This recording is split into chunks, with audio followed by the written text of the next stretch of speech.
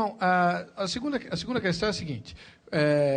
Na sua descrição, por que o satanista conseguiu tanto espaço dentro da igreja? O Espírito Santo não incomodou ninguém dentro da igreja para denunciar aquele falso profeta ali? Como é que isso tudo pode prosperar num ambiente em que as pessoas estão orando, lendo a Bíblia e invocando o nome de Jesus?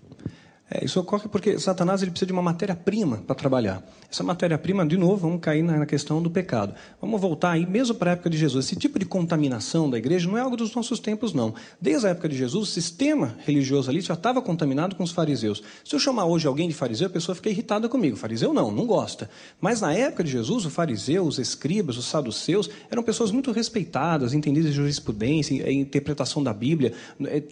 Eram extremamente respeitados pelo povo. E Jesus conhecia o coração daqueles homens. Ele vai direto no ponto. Hipócritas, sepulcros caiados. E sepulcro caiado, para quem não conhece, é sepultamento, é carne morta, caiado, por fora pintado de branco, né? Mas por dentro está tudo podre. E raça de víboras, hipócritas. Então Jesus, ele discutindo exatamente que aquele sistema estava corrompido. Satanás, ele continua encontrando matéria-prima nos nossos dias, porque ainda continua havendo corrupção no nosso meio. Né? Continua havendo mentira, orgulho, soberba, divisão. Isso daí, eu como missionário, viajando por esse Brasil, a gente entra muito em contato também com as feridas do corpo de Cristo. É o que a gente fala até no livro Voz do Clima no Deserto. Entra em contato com o quê? Com as feridas do corpo de Cristo. As feridas? Feridas. São as partes que ainda não estão restauradas no corpo de Cristo. Então, na verdade, o inimigo ele entra num lugar onde ele sabe que vai ter espaço. Claro, à medida que você dá espaço, ele entra. Outra coisa, a gente sabe, Jesus disse que o anticristo ia aparecer. Sim, é fato. Quer dizer, não tem como evitar, não adianta a igreja falar, não, nós não vamos permitir que o anticristo venha. Né? Não, isso não, então, não vamos impedir isso. Por que é que precisa enfraquecer a igreja, já que o anticristo vai vir de qualquer jeito?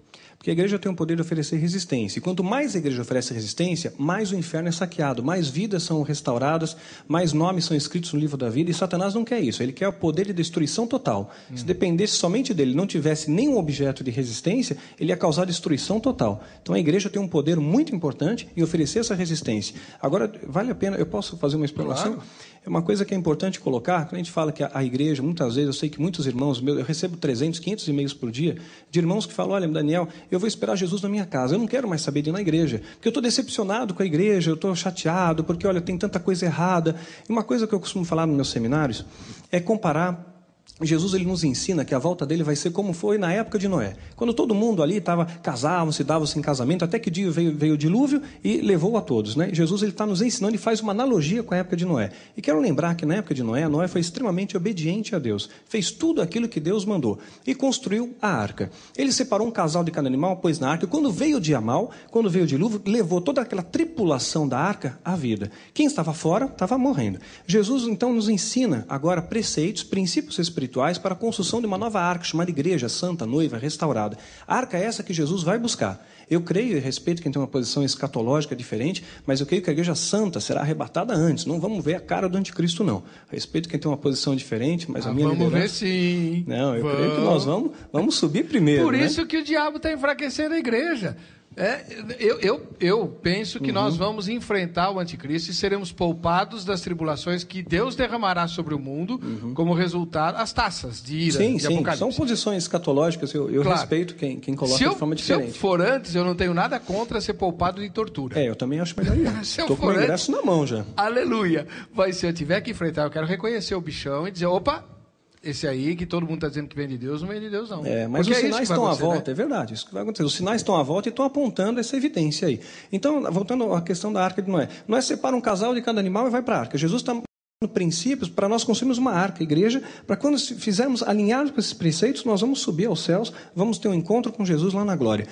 E muitas pessoas reclamam, puxa, mas a igreja está difícil. Mas eu quero lembrar que na época da arca eu não tenho muitos bichos em casa. Tenho 2 gatinhos e 2 cachorros. Mas eu tenho que trocar a areia do meu gato todo dia. Tenho que jogar uma aguinha onde ficam os cachorros. Eles fazem as coisinhas deles, né? Agora imagine dentro da arca. Boi, búfalo, cavalo, elefante, né, hipopótamo, fazendo as suas coisinhas lá.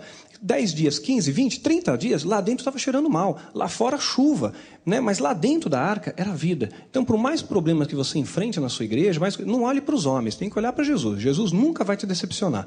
Pedro ele só anda sobre as águas enquanto está fitando em Jesus. Quando ele olha para as circunstâncias, para a tempestade, ele afunda.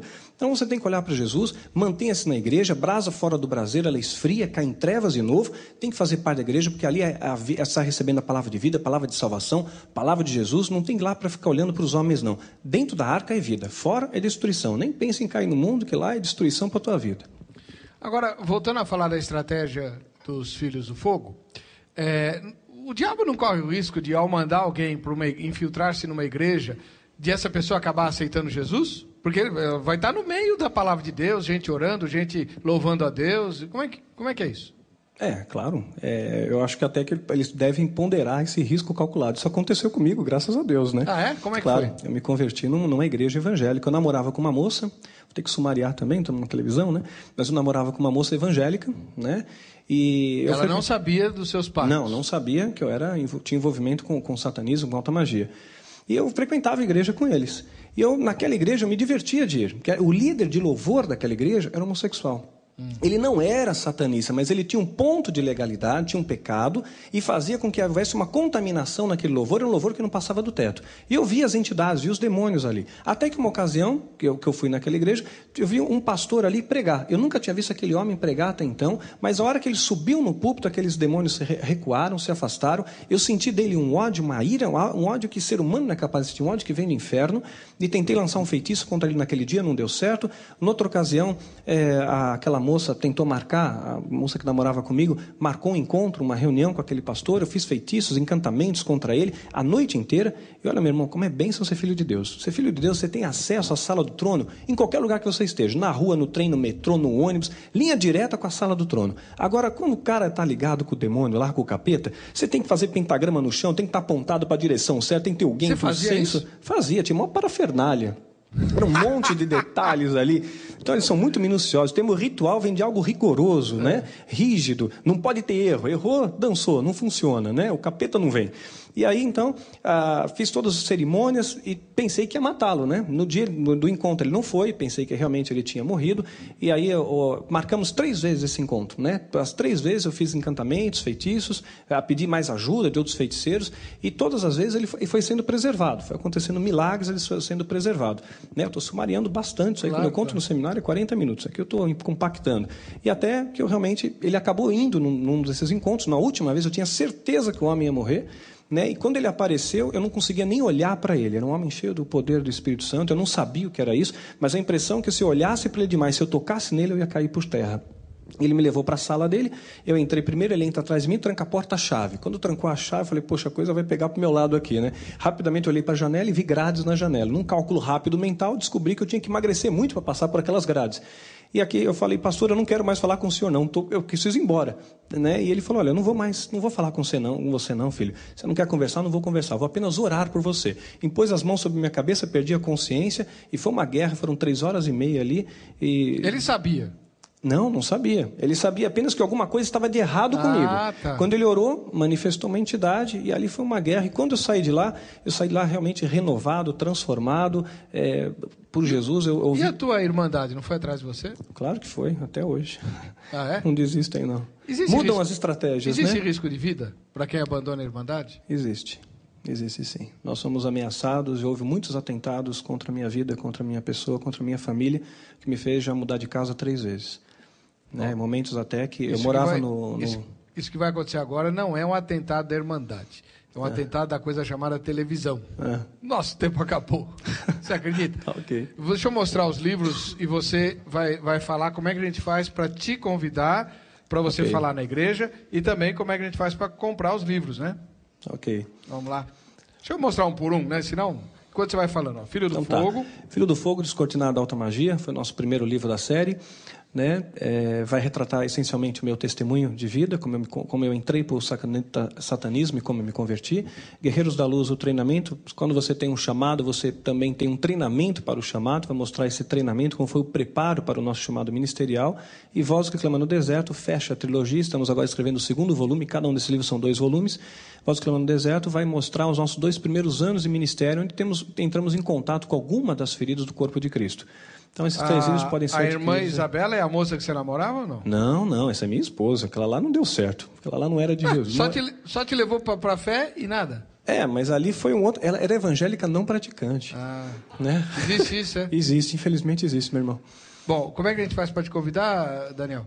Pode mandar por e-mail para a gente, né? danielmastral@hotmail.com, né? Também pode acessar o nosso site, www.guerreirosdaluz.r8.org, ou então pode também entrar no site da nossa editora, Editora Naós, www.editoranaos.com.br. Uma última pergunta, ainda que estoure o tempinho, mas eu preciso te fazer essa pergunta. Daniel, você não acha que a igreja evangélica está ficando mística demais?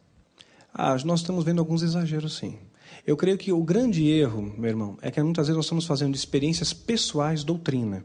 Isso é errado. Qualquer coisa que saia da palavra de Deus, aí alguma coisa está ficando estranha. Por isso, nossos livros, ou também no nosso seminário, a gente procura pautar na teologia, na palavra de Deus. Saiu da palavra de Deus, está entrando coisa do bicho aí também. Amém. Muito obrigado pela sua participação. Eu que agradeço. Daqui 3 minutinhos voltamos com o Vejam Só.